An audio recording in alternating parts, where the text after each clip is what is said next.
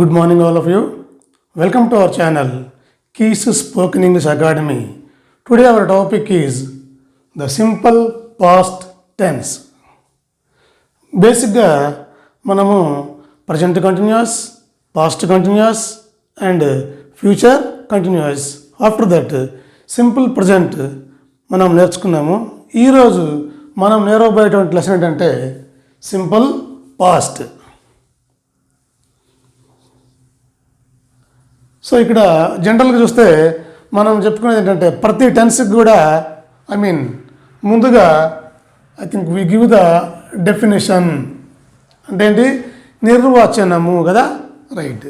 ఈ టెన్స్కి కూడా to express an action that is completed in the past.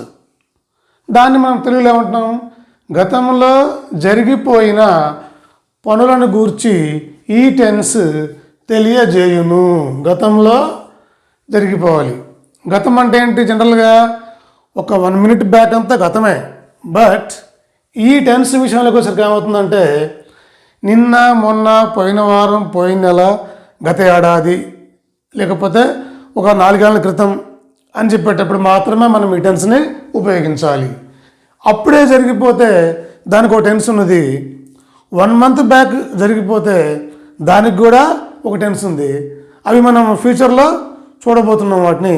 But right now we're going to discuss the simple past tense. Once again repeat it.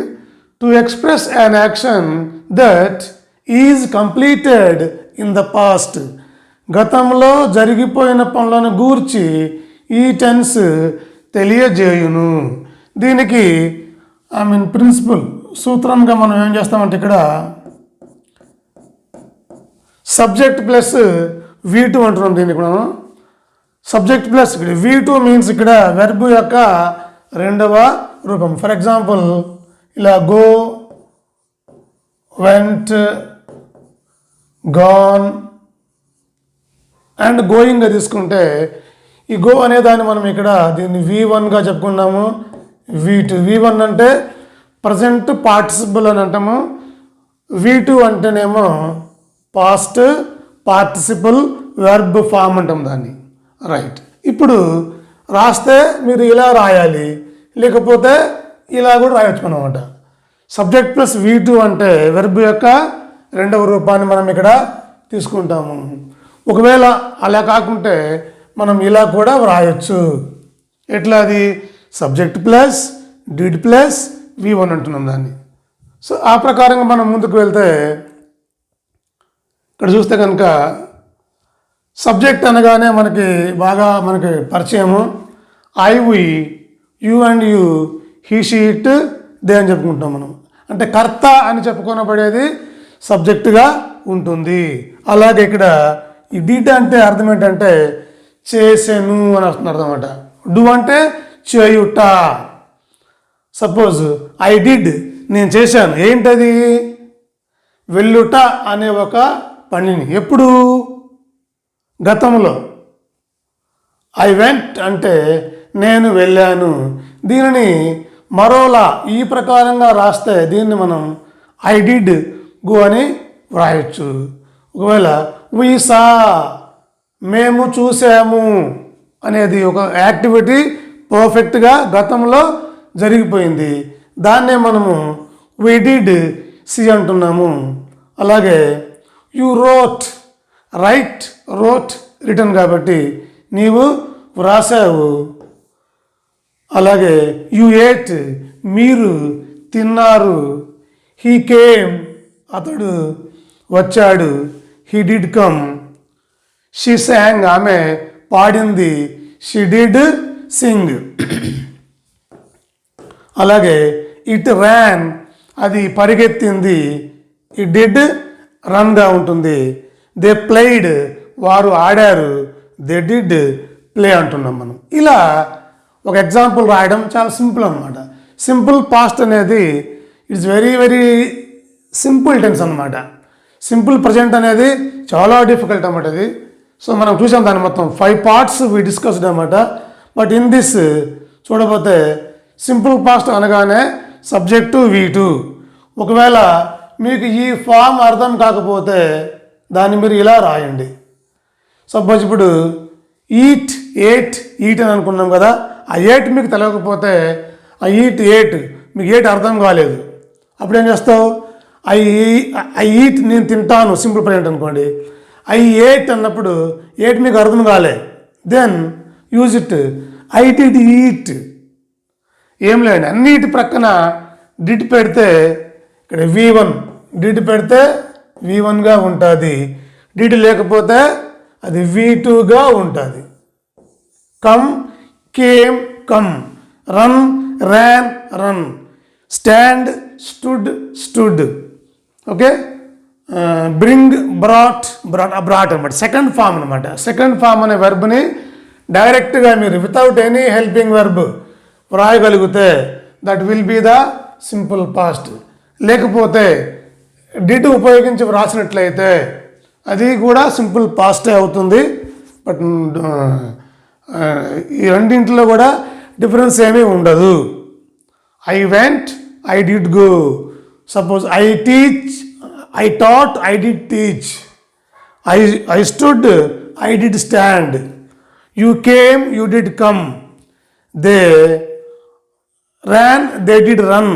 ఇలా so ఇలా మీరు I went నేను వెళ్ళాను, I did go. We saw మేము చూసాము, we did see. You wrote నీవు రాసావు, you did write. Okay, you ate మీరు తిన్నారు, you did eat. He came అతను వచ్చాడు, he did come. She sang ఆమె పాడింది, she did sing. It ran అది పరిగెత్తింది, it did run. They played వారు ఆడారు, దే డిడ్ ప్లే. ఇలా మీరు కొన్ని hundreds of examples you can write with both with V2 or with V1. అలా రాస్తే that will be the simple past. Simple past అంటే అర్థం ఏంటి? గతంలో జరిగిపోయిన పనులను గురించి ఈ టెన్స్ తెలియజేయను. అది ఎప్పుడు అంటే మరి just go for the usage. Just ఇక్కడ మనం చూసినట్టయితే కనుక to indicate completed activities in the past అనుకున్నాం కదా, రైట్. దానిని మనము ఈ టెన్స్ని మనము వాడేటప్పుడు మనం ఏం చేయాలంటే ఇక్కడ ఒక పాయింట్ మనకు ఉంటుందన్నమాట. దిస్ ఈజ్ కాల్డ్ యాడ్వర్బ్ అంటుంది. యాడ్వర్బ్ అంటే క్రియా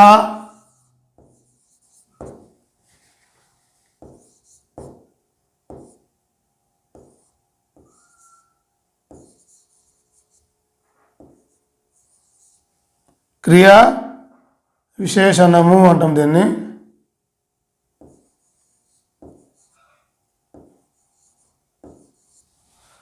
యాడ్వర్బ్ అంటే ఇక్కడ అంటే క్రియా విశేషణము. అవేంటంట? Yesterday, last night, last month, last week, last month, last year. చివరిగా ఎగో అంటే క్రితం అంటాం అన్నమాట ఇక్కడ. ఇంకోటి ఈజీఓ ఎగో ఉంటుంది, ఇదేమో అహంకారము. మనది ఇప్పుడు ఇక్కడ A G O not E G O. Okay, just remember it. Ago not ego. Okay, right.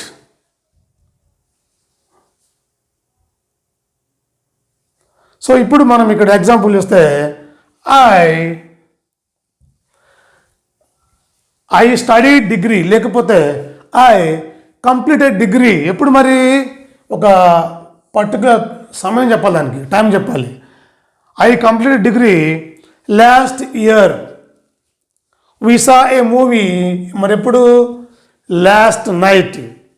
అలాగే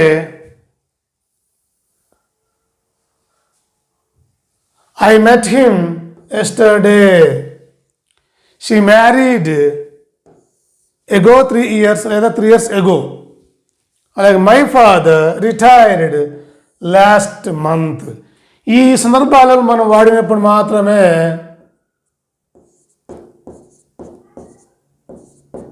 ఇలా అనేకమైన ఎగ్జాంపుల్ మీరు రాయొచ్చు అనమాట. ఐ స్టడీ డిగ్రీ లేదా I completed degree last year. We saw a movie last night. I met him yesterday. She married 3 years ago or ago 3 years. My father retired last month. ఇలా రాస్తే this is called usage. ఈ మొత్తం టెన్స్కి usage ఒకటే ఉంటుంది. అదేమంటే ఇదనమాట. దానికి మీరు వాడాల్సినటువంటి యాడ్వర్బ్ ఏంటంటే కనుక yesterday, last night, last month, last week, last year అని చెప్పాలి. For example, I went to Hyderabad last month. They settled in USA ago 10 years. అలాగే దే మ్యారీడ్ లాస్ట్ వీక్. అలాగే I went to the Charminar last year. లేకపోతే I visited the Taj Mahal last month. My father retired last month, last week, last year. ఇలా మనం ఉపయోగించే టెన్స్కి వెనకాల ఆ యొక్క adverb అనే కాలాన్ని, క్రియా విశేషణాన్ని మనం చెప్పినప్పుడు ఈ టెన్స్ వచ్చేసి మనకి సింపుల్ పాస్ట్గా ఉంటుంది. ఇప్పుడు మనం దీంట్లో మనం చూస్తే కనుక ఒకసారి ఇక్కడ కూడా మీరు you can observe it here. ఇప్పుడు డిడ్ అంటే అర్థం ఏం చెప్పుకున్నాం మనం ఇక్కడ? చేశాను కదా. డిడ్ మీన్స్ ఇక్కడ చేశాను.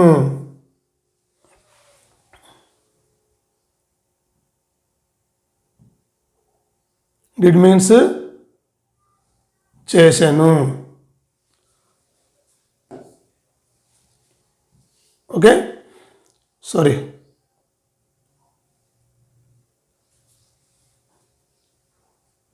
Not this one. ఓకే, గతంలో జరిగిపోయిన పనులను గురించి ఈ టెన్స్ అని చెప్పున్నాం మనం. దీంట్లో కనుక మనం ఇక్కడ సెంటెన్స్ టేబుల్ రాస్తే ఎలా ఉంటుంది మరి అది? If you right sentence table, for example, ఇది పాజిటివ్గా ఉంటుంది, ఇది నెగటివ్గా ఉంటుంది, ఇది ఇంటరాగేటివ్, ఇది వచ్చేసి నెగటివ్, ఇంటరాగేటివ్. ఏ టెన్స్కి అయినా కూడా 4 వాక్యాలు ఉంటాయి అన్నమాట. Any tense will get 4 sentences. అవేంటంటే positive sentence, negative sentence, interrogative sentence and negative interrogative sentence. So ఇక్కడ చూస్తే కనుక డిడ్ మీన్స్ ఐ డిడ్ అంటే అర్థం అంటే ఇక్కడ నేను చేశాను. వి డిడ్ మేము కూడా చేశాము. ఓకే, యూ డిడ్ నీవు చేశావు. ఇక్కడ దగ్గరికి వస్తే వారు చేశారు. ఏంటది? వెళ్ళుట అనే ఒక పనిని. I did, we did, you did, they did, ఇలా మనం దీన్ని చెప్పవచ్చు.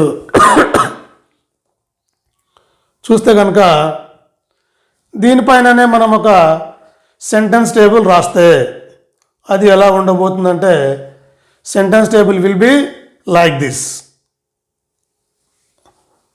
రెడీమేడ్గా మీ కొరకు రాసి పెట్టాను అనమాట. Simple past tense, positive sentence, negative sentence, interrogative sentence and negative interrogative sentence. ఇప్పుడు మనం ఇక్కడ చూస్తే కనుక ఐ వెంట్ నేను వెళ్ళాను, ఐ డిడ్ నాట్ గో నేను వెళ్ళలేదు, డిడ్ ఐ గో నేను వెళ్ళానా, డిడ్ ఐ నాట్ గో నేను వెళ్ళలేదా. మనకి ఇక్కడ positive, negative, interrogative and negative interrogative. we covered 4 sentences అనమాట. నెక్స్ట్ we sang మేము పాడాము, we did not sing మేము పాడలేదు, did we sing మేము పాడినామా, did we not sing మేము పాడలేదా. అలాగే మరి you sat నీవు కూర్చున్నావు, you did not sit నీవు కూర్చోలేదు, did you sit నీవు కూర్చున్నావా, did you not sit నీవు కూర్చోలేదా. ఇక్కడ కూడా మనం దీన్ని ఇలాగే మనం రాయొచ్చు అన్నమాట. హీ యాక్టెడ్, అతడు నటించాడు. హీ డిడ్ నాట్ యాక్ట్, అతడు నటించలేదు. డిడ్ హీ యాక్ట్, అతడు నటించాడా? డిడ్ హీ నాట్ యాక్ట్, అతడు నటించలేదా? అలాగే మరి షీ కుక్డ్, ఆమె వండింది. షీ డిడ్ నాట్ కుక్, ఆమె వండలేదు. డిడ్ షీ కుక్, ఆమె వండిందా? డిడ్ షీ నాట్ కుక్, ఆమె వండలేదా?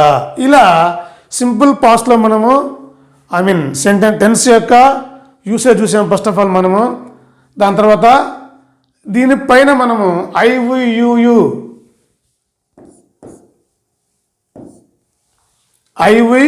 You he she it they పైన మనం ఎగ్జాంపుల్ రాస్తే ఎలా ఉంటుందో చూసాం మనం కదా. అక్కడ ఇది సారీ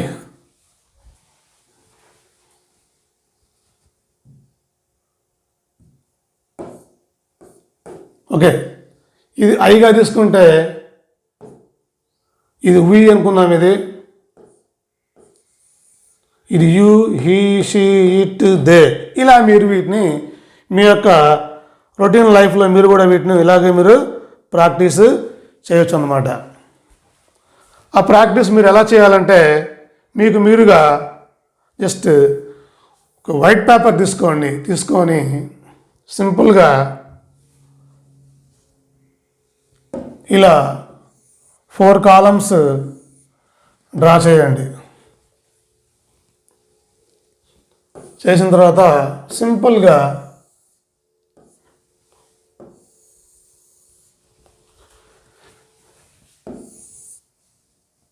పాజిటివ్ కదా, I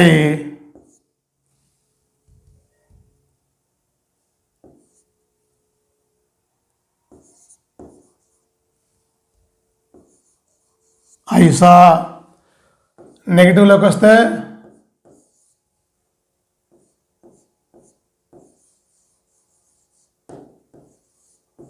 I did not C అవుతుంది కదా. మరి ఇంటరాగేటివ్లోకి వస్తే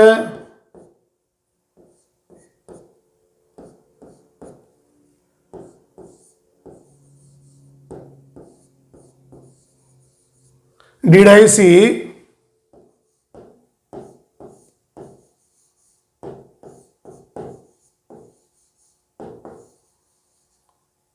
negative interrogative did I not see. Okay, I saw నేను చూశాను. ఒకవేళ ఆబ్లిక్ ఐ డిడ్ సి ఇలా రాయండి. I saw, I did not see, did I see, did I not see. దీన్ని ఇంకా షార్ట్గా రాస్తే ఇలా రాయొచ్చు అన్నమాట. Didn't I C,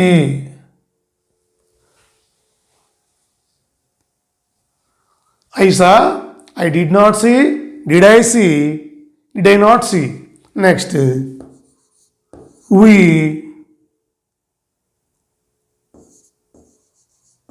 we sang, we did not sing, did we sing, did we not sing. ఇలా మీరు ఒక టేబుల్ని మీరు రాసి ప్రాక్టీస్ చేసి మీ యొక్క బెడ్రూమ్లో వాల్కి స్టిక్ ఆన్ చేయండి. దాన్ని ఒక 2-3 డేస్ దీనిపైన మనసు పెట్టండి, ఇంకొక టెన్స్ వచ్చే వరకు. ఆఫ్టర్ దట్ మీకు ఇది ఈజీగా అర్థమవుతుంది అన్నమాట.